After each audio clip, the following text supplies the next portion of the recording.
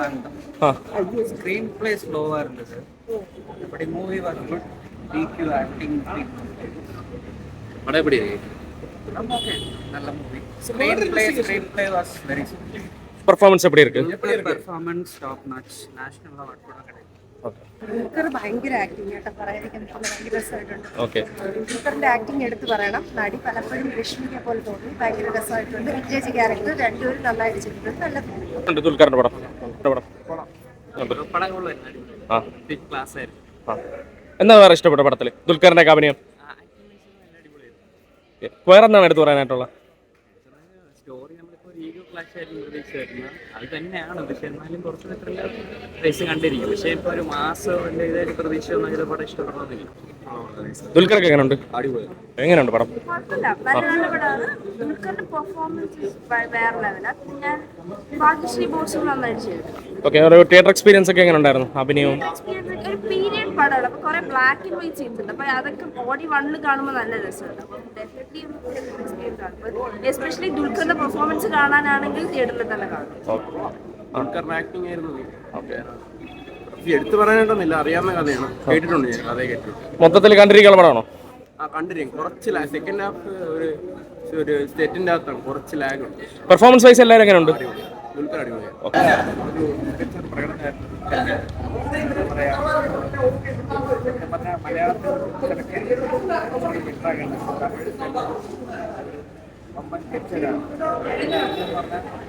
ഒന്നും പറയാനില്ല. കാരണം ഞാനിപ്പോൾ ഒരുപാട് സിനിമകൾ കണ്ടിട്ടുണ്ട്. പക്ഷേ അതിനെ കണ്ട് കയ്യടി ദുൽഖറിന്റെ കരിയർ ഫസ്റ്റ് പെർഫോമൻസ് ഒന്നും അത്രയും പുള്ളിക്കാരൻ നല്ലോണം ചെയ്ത് വെച്ചിട്ടുണ്ട്. പിന്നെ അടുത്തവരാണ് ഭാഗ്യശ്രീ പുള്ളിക്കാരൻ നൈസായിട്ട് ചെയ്ത് വെച്ചിട്ടുണ്ട്. ഡ്യൂറേഷൻ കുറച്ച് കൂടുതലാണ്. പക്ഷെ അതെല്ലാം എല്ലാ ആർട്ടിസ്റ്റ് അവരുടെ കിട്ടിലും പെർഫോമൻസ് വെച്ചോണ്ട് നമുക്ക് ഒരു ലാഗ് ഒന്നും തോന്നിയിട്ടില്ല. നൈസായിട്ട് പടം തീരുന്നവരെ ആർട്ടിസ്റ്റിന്റെ മാക്സിമം പൊട്ടൻഷ്യൽ എല്ലാവരും എടുത്തിട്ടുണ്ട്. എല്ലാവരും ഇപ്പൊ റാണി രഘുപതി ആയിക്കോട്ടെ, ഭാഗ്യശ്രീ ആയിക്കോട്ടെ, സമുദ്രകനി ആയിക്കോട്ടെ, എല്ലാവരും അവർ മാക്സിമം എടുത്തു വെച്ചിട്ടുണ്ട്. എല്ലാവർക്കും നാഷണൽ ലെവൽ ഇത് കിട്ടേണ്ടതാണ്. പടം കൊള്ളാം, നൈസായിട്ട് എടുത്തു വെച്ചിട്ടുണ്ട്. ബീജിയമൊക്കെ നൈസായിട്ട്. പടം സത്യം പറഞ്ഞ നിൽക്കുകയാണ്. ഒരു ക്ലാസ് പടമാണ്. വേറെ ഭയങ്കര ഒരു ക്ലാസ് പടമാണ്. പക്ഷേ 3 മണിക്കൂറുള്ള ലാഗ് മാത്രമാണ് ഫീൽ ചെയ്തത്.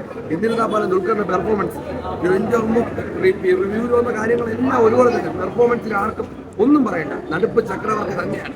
ഇനി ദുൽഖർ ആക്ടർ നടുപ്പ് ചക്രവർത്തി അറിയപ്പെടും. ഒരു രക്ഷയില്ലെന്ന് വെച്ചാൽ ദുൽഖർ വേറെ ലെവലിൽ ദുൽഖറിന്റെ പെർഫോമൻസിന് വേണ്ടി മാത്രമേ പടം കാണാം. ആ റേഞ്ച് പടം ഒരു ക്ലാസ്സാണ്.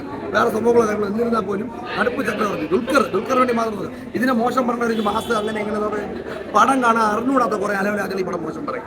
കാരണം ഇതൊരു ഭയങ്കര പടമൊന്നോ മോശം പടം ഒരു അഭിനയ പ്രാധാന്യം കൊടുത്തിട്ടുള്ള ഒരു പടമാണ്. അത് അതുപോലെ ചെയ്തിട്ടുണ്ട്. നടുപ്പ് ചക്രവർത്തി എന്നുള്ള രീതി തന്നെ ദുൽഖറിനെ അറിയപ്പെടുന്നത്. ഫിസിക്കൽ മൂവിയായിട്ട് ചെയ്തിട്ടുണ്ട്. എക്സലന്റ്. ഓവറോൾ നമ്മുടെ എടുത്തു പറയേണ്ട ഒരു ആക്ടർ, അതായത് പാൻ ഇന്ത്യൻ സൂപ്പർ എന്ന നിലയിൽ ഡിക്യുവിന്റെ പെർഫോമൻസ് ഒരുപാട് നല്ല അഭിനയ മുഹൂർത്തങ്ങൾ നമുക്ക് 2-3 സീനിൽ കാണാൻ സാധിച്ചിട്ടുണ്ട്. അത് തിയേറ്ററിൽ തന്നെ വന്ന് കാണണം.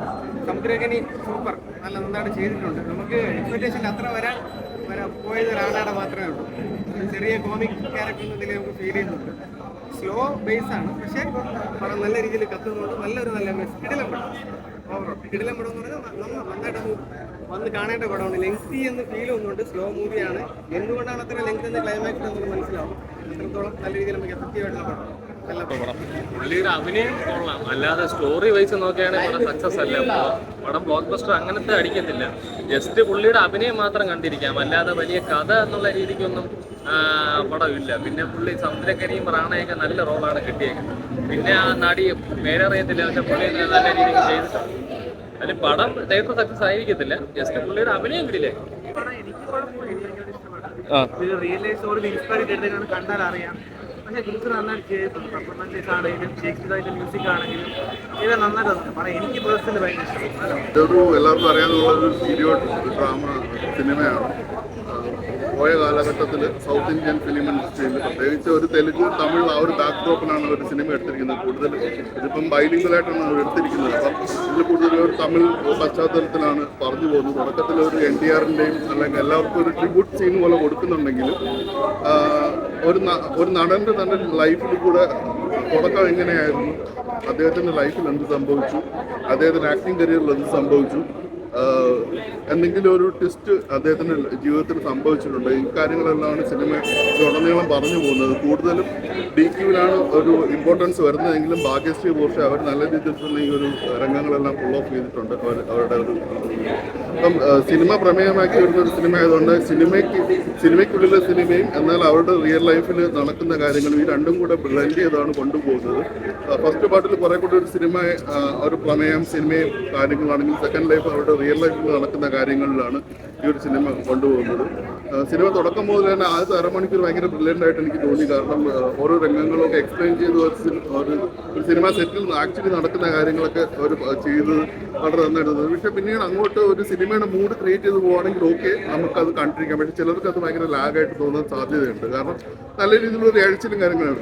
ഈ സിനിമയുടെ BGM നോക്കിയാണ് ഇപ്പം GXBG അദ്ദേഹമാണ് ചെയ്തിരിക്കുന്നത്. പക്ഷേ ഈ സിനിമയ്ക്ക് എന്താണ് ആവശ്യമുള്ളത് അദ്ദേഹം ചെയ്തിട്ടുണ്ട്. പക്ഷേ കുറേ കോൺവെർസേഷനൊക്കെ വിത്തൗട്ട് BGM ആണ് പ്ലേസ് ചെയ്തിരിക്കുന്നത്. കാരണം അത് അങ്ങനെയാണ്. അപ്പോൾ നമ്മൾ BGM കൂടെ ഉണ്ടെങ്കിൽ ഒരു ഡ്രമാറ്റിക് ഒരു ബൂസ്റ്റോ അല്ലെങ്കിൽ എലവേഷനോ പോലെ കിട്ടുമായിരിക്കും. പക്ഷേ ഇത് അങ്ങനെ കോൺസെൻട്രേറ്റ് ചെയ്തിട്ടാണ് ഈ സംവിധായകൻ ഈ ഒരു രംഗങ്ങളെല്ലാം ചിത്രീകരിച്ചിട്ടുണ്ട്. അപ്പം ചിലർക്ക് ഒരു എഴുച്ചിൽ തോന്നാൻ സാധ്യത ഉണ്ടാകും. പക്ഷേ നിങ്ങളുടെ ഒരു പഴയൊരു കാലത്തെ ഒരു സിനിമയും സിനിമാ കഥയും പിന്നാമ്പുറ കഥകളും ഒക്കെ നടക്കുന്ന ഒരു അവരുടെ ലൈഫിൽ നടക്കുന്ന കുറേ കാര്യങ്ങളൊക്കെ ഇങ്ങനെ ആലോചിച്ച് കണ്ടു കഴിഞ്ഞാൽ സിനിമ ഒന്ന് കണ്ടിരിക്കാമെന്നുള്ളത്. പക്ഷേ എനിക്ക് ഭയങ്കര എക്സ്ട്രോർഡിനറി ആയിട്ട് അങ്ങനെ തോന്നിയില്ല. ജസ്റ്റ് ഒരു